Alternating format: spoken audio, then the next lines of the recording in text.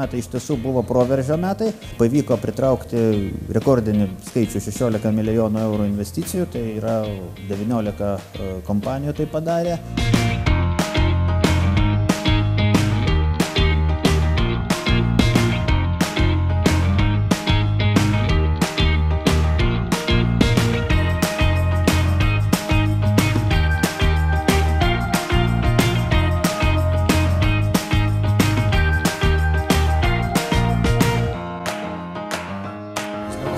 Ačiū.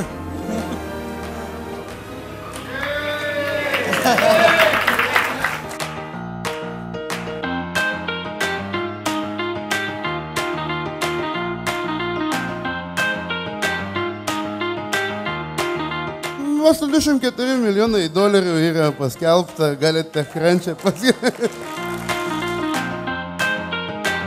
Atrodo, kad startupai yra pats geriausias būdas žmonėms sugrįžti. Tiem, kurie nori kažką kurti, nori kurti savo.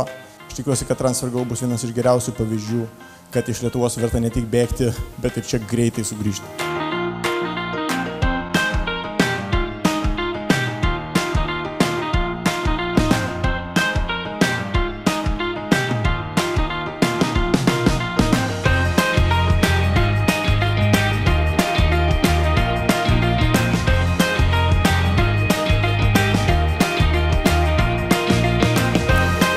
Ačiū labai.